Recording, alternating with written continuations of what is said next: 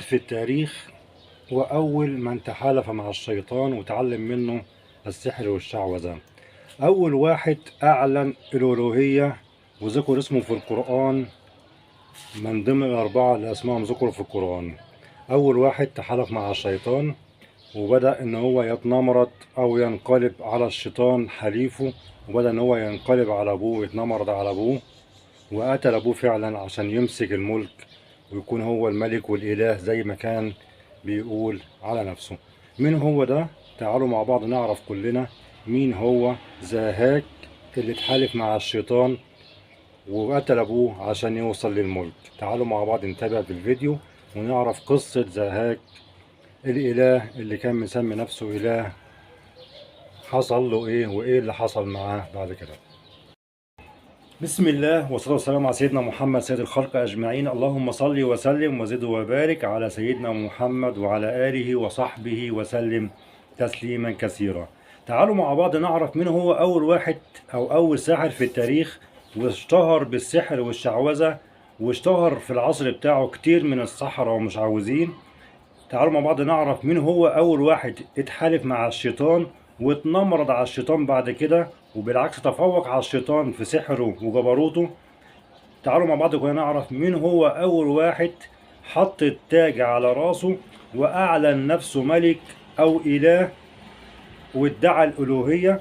تعالوا مع بعض نعرف مين هو أول واحد اتنمرض على أبوه وقتل أبوه علشان يكون هو الملك أو الإله زي ما كان بيطلق على نفسه. زاهاك ده الاسم اللي مش معروف لنا كلنا أو مش معروف للبعض مننا، والاسم المعروف النمرود.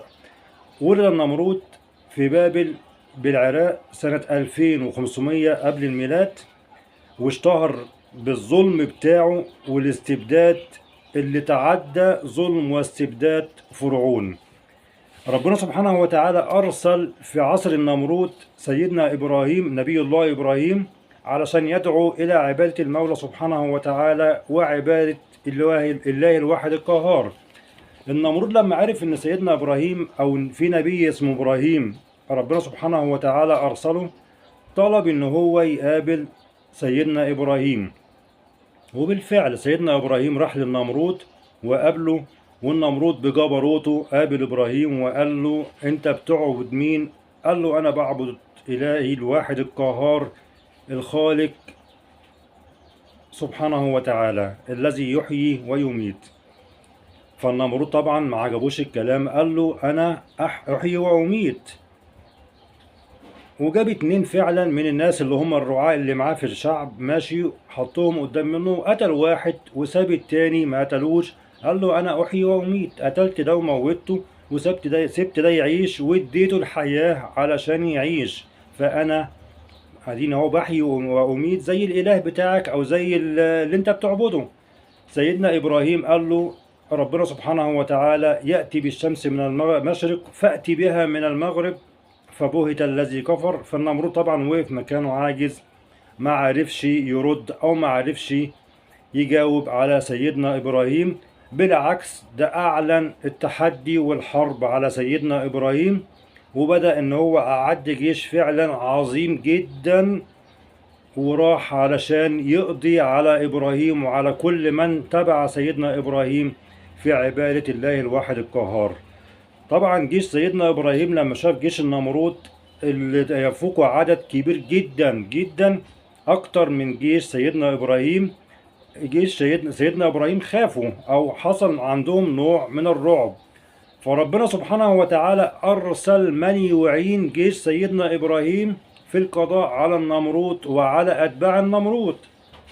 الجيش اللي ارسله المولى سبحانه وتعالى اللي هو البعوض، اللي كان بينزل على جيش النمرود على الجندي منهم كان بياكله لحد ما يخلص عليه خالص وما يتبقاش منه اي حاجة، لحد ما قضى على جيش النمرود الا كل قليلة خدها النمرود وجري وهرب من امام جيش سيدنا ابراهيم. لكن من سوء حظه ان هو بيجري دخلت بعوضة صغيرة في دماغ النمرود وعاش فترة كبيرة والبعوضة دي في دماغه، ما كانش بينام إلا لما بيتضرب بالنعال عشان الناموسة دي أو البعوضة دي تهدى خالص ويبدأ ينام. عاش النمرود فترة كبيرة بالموضوع ده، إن هو البعوضة دي في دماغه وتفضل تزن في دماغه، ما بيعرفش ينام منها إلا لما يتضرب بالنعال وينام وتهدى البعوضة دي.